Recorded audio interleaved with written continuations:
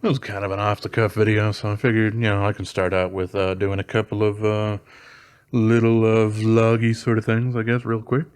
And it will be real quick. I upgraded my processor. Obviously, it's not in here. It's actually inside my motherboard now. It's the AMD Ryzen 7 5800X. I had a 3600X before, but I kind of wanted some more cores and stuff to play around with when doing video editing stuff, so I upgraded that. Next up, I just got a whole bunch of these guys that, well, it came as a sheet. So that was certainly something. These guys are all 1 micron lapping films for my Worksharp Precision Edge, which, yeah, I've cut them that way because it came as a sheet. And it was either 3 or 4 inches by 8 inches. And then, I just cut them down into the 4-inch by half-inch sort of thing. These are the diamond films, so they do actually work. I'm not going to say better. They do feel a little better, but they do work faster than the aluminum oxide ones. And yeah, I've also tried silicon carbide, and I like those too. But hey, this was like 10 or 11 bucks for the sheet, and I figured, yeah, I can get quite a few lapping films out of that, and it does a pretty fantastic job at it. Let's see, next up, my roommates got back from Hawaii a little while ago, and they decided to pick me up a little gift here. That being this little slip joint kind of guy right here. A little scrimshaw kind of thing of a ship, and Maui and whatnot.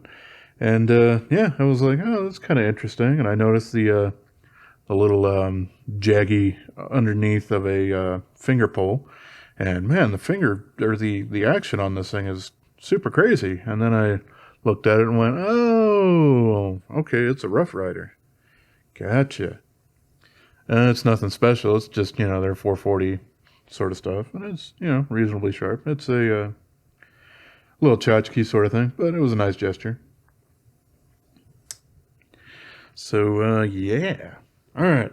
So, what I wanted to deal with this was this guy right here. I just got him today.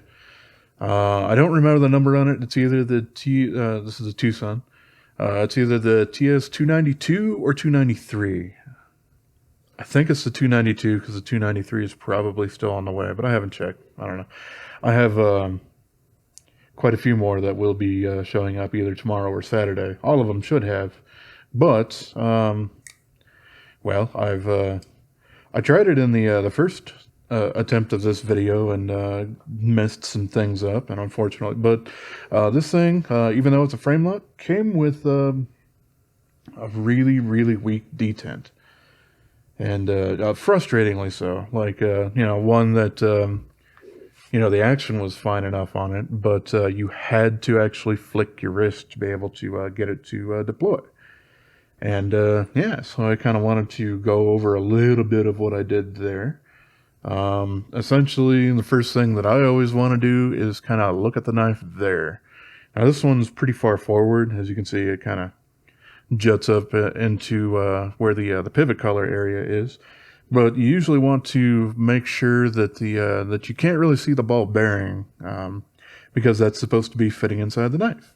If it is sitting up proud, then yeah, you do have fitment issues. It's either there's a burr on the inside of the blade in the detent hole or something like that that's preventing it from doing that, or it's just a little bit out of alignment. And yeah, generally with that, you want to try to route out just a little tiny bit of the detent there.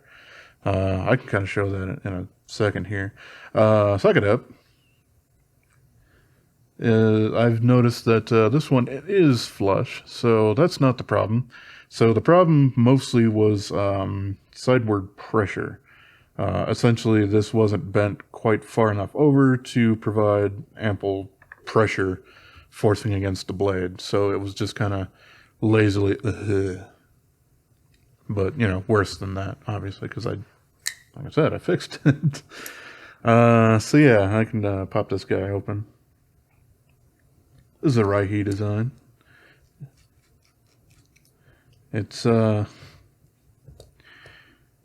of an interesting sort of fellow. Sure, I'll call it a fellow. Why not? I don't use that word almost at all, so. But yeah, pretty standard. We got the little bit of skeletonization pockets going on the titanium Framelock on both sides, and all that sort of stuff. So yeah, essentially at this point, I took the knife out, or took the knife blade out, and then I ended up cleaning it with Q-tip with well, I use acetone, but rubbing alcohol is probably a little bit more well suited, especially if you're using or trying to clean out nylon caged bearings. I would not at all try to clean these with acetone. Acetone does some kind of ugly things to most plastic. Not all plastic, because most of it's actually on plastic jugs, but it does do ugly things to some plastic. So yeah, that's why generally I'll just use my microfiber cloth to wipe down the bearings, and then I'll use the alcohol to clean up everything else. And yeah, so essentially, when I pulled the knife out, the liner lock was basically going to there, and I just very gently kind of pushed it over just a little tiny bit to have it just move just a slight bit. That way, you really, really don't want to overdo something like that. This is one of those things, like the other tactic for fixing these things. Very small adjustments, and then check it again. Because it's really easy to go overboard. At least with these, you can, bend them back. The other thing, if your detent ball here isn't fully fitting up and you see it when the knife is completely closed, that generally means that there's something off in the alignment of your little detent hole right here. And yeah, it does depend on the model and what might or might not be going wrong there. It is possible that while they were doing the little drill work to put that in there, that they left a little tiny bit of a burr going on that, which would prevent it from getting all the way in there, or if it got all the way in there, making it very difficult to flick out. Either way, you can try to route sort of some of that stuff out. If you think it's only just a little bit or a little bit of a burr, you can use a little ceramic jobby.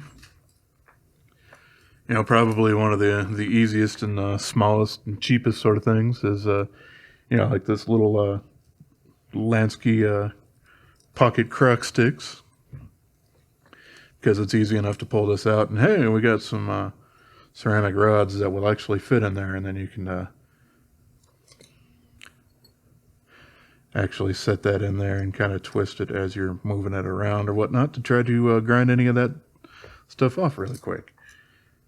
But, if there's a thing where the hole just isn't quite large enough or something like that, you probably do need to jump up to something a little bit more aggressive.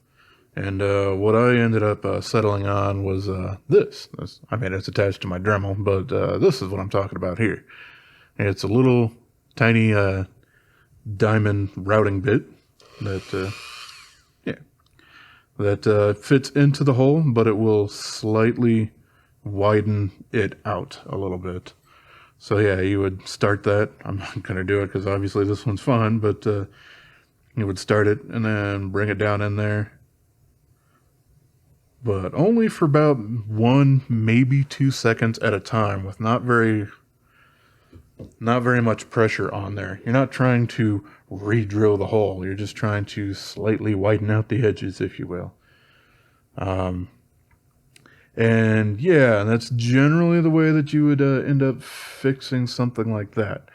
Unless the knife is really borked or something like that,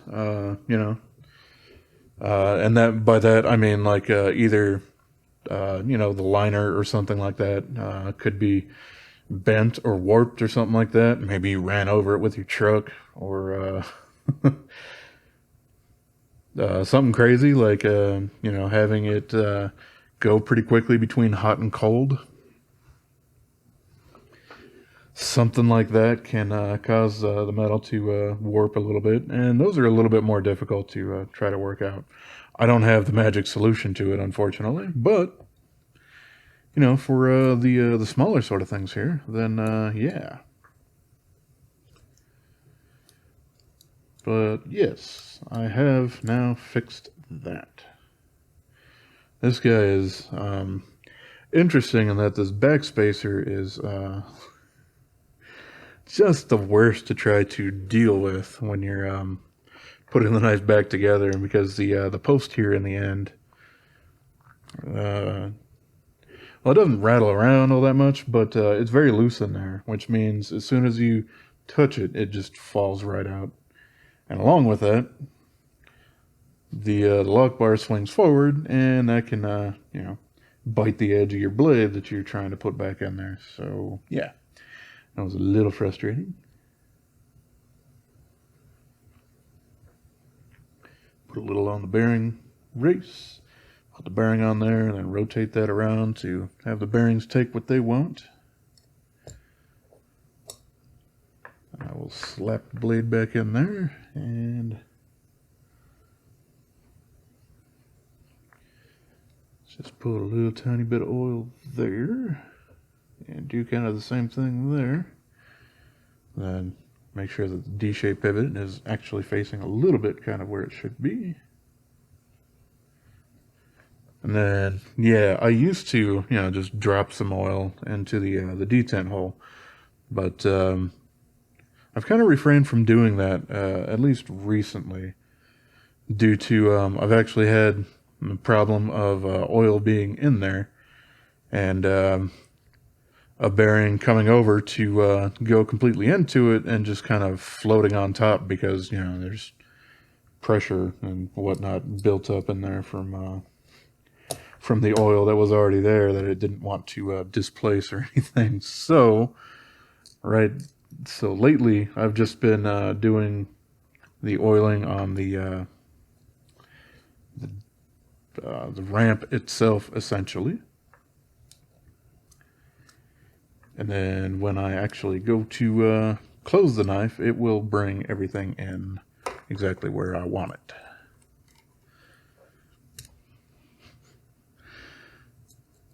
Really do wish there was probably like a better angle or something like that I could see me actually do the work on these things without doing anything super crazy like I'm currently doing. Alright, so yes, I have run into this a little bit the other time. It's actually the blade stop pin that's causing me issues on this one. And there we go. I think I just got it seated in there. Well, I did not.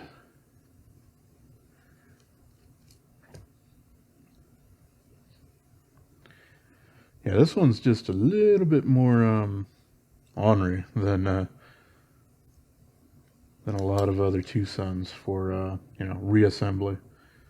And yeah, like I was saying, it's all down to this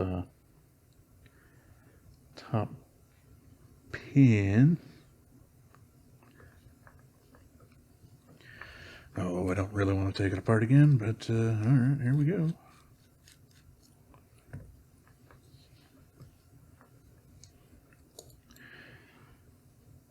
Alright, buddy.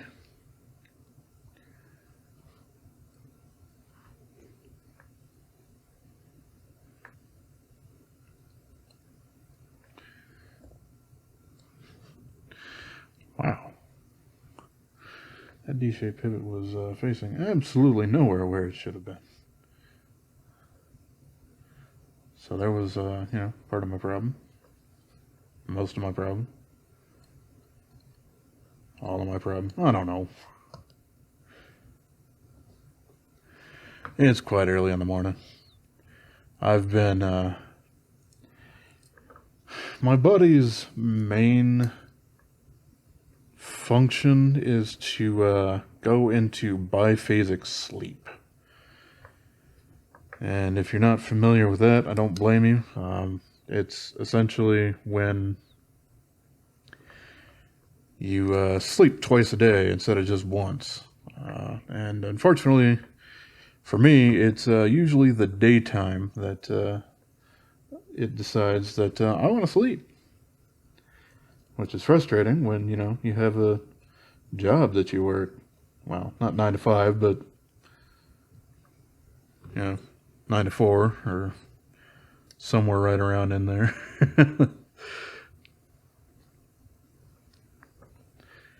So, yeah, that's a little annoying, but at least it does give me time at night when no one else is awake to do a whole bunch of stuff like this without having a whole bunch of interruptions and stuff.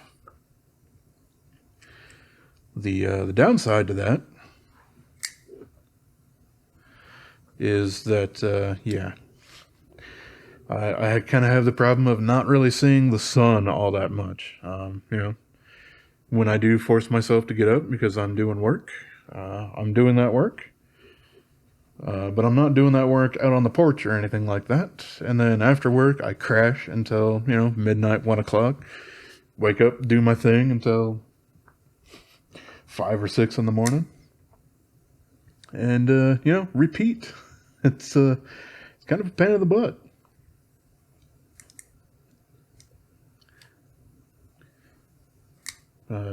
Yeah. Yeah, this guy does.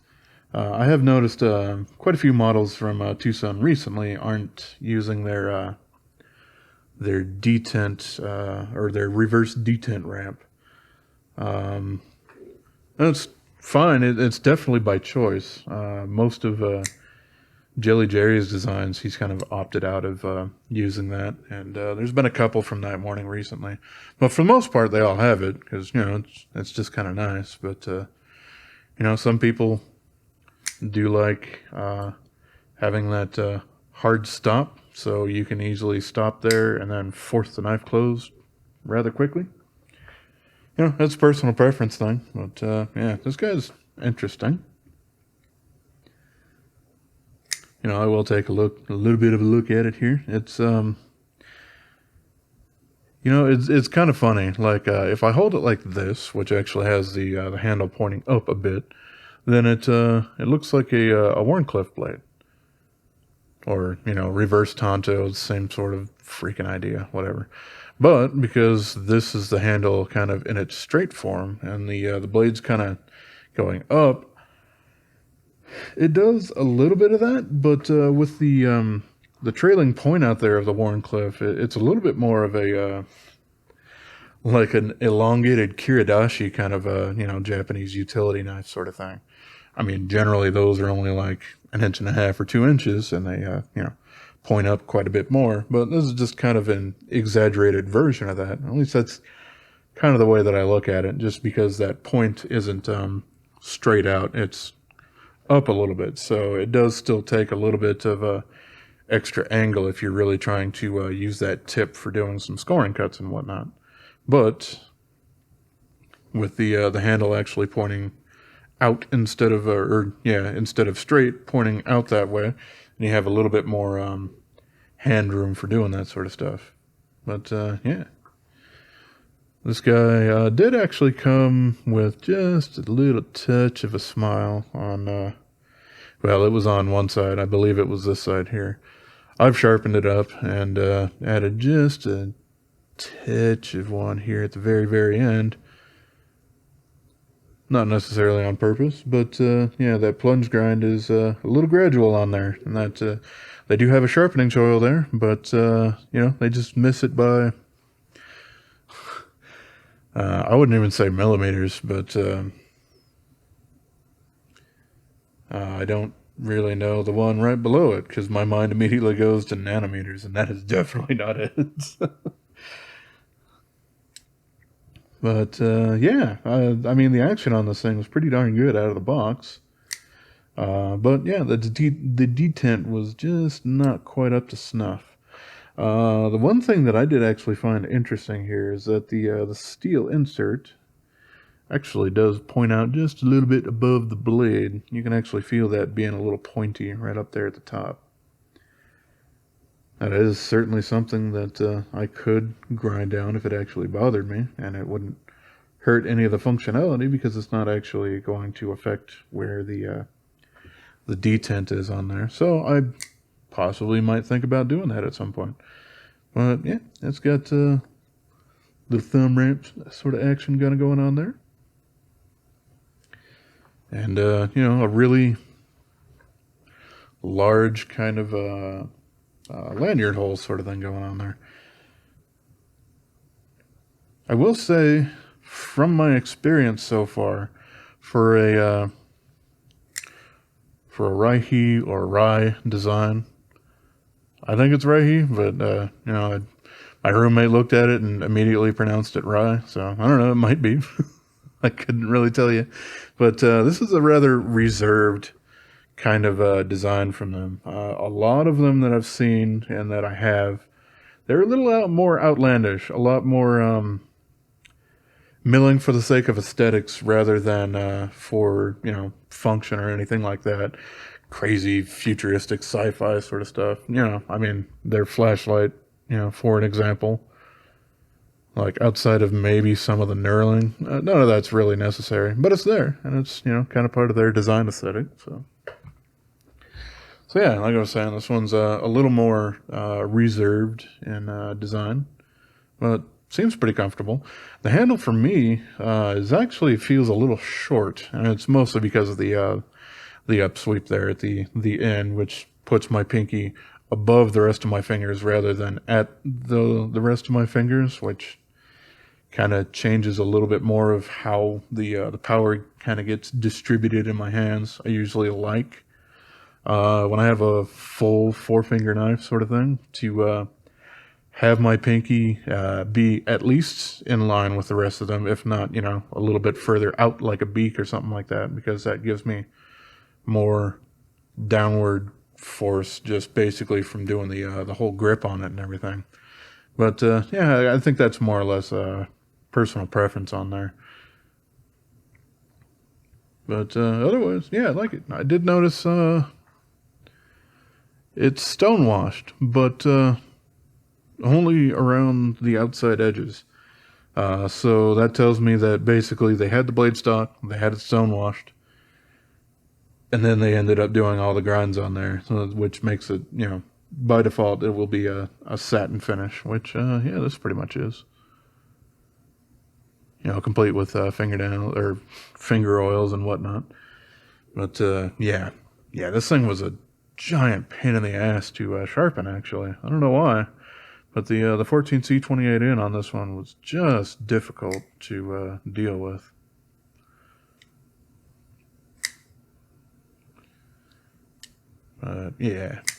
It's working fine now. Great. So hooray! I guess I shall look forward to later on in the week when I get 5 or 6 more in.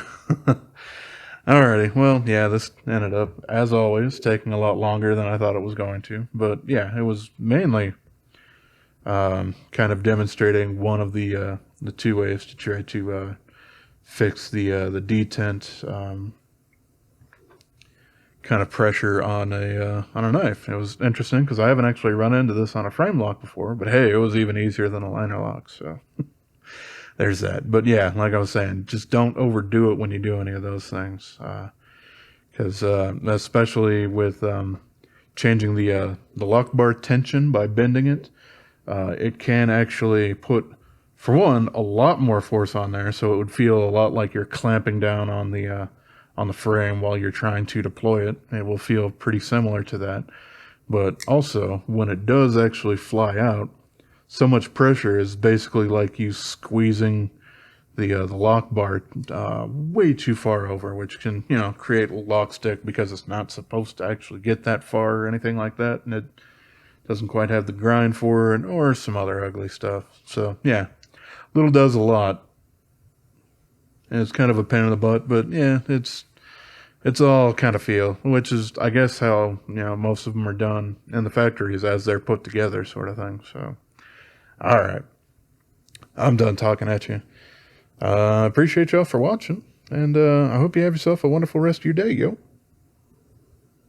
Subscribe.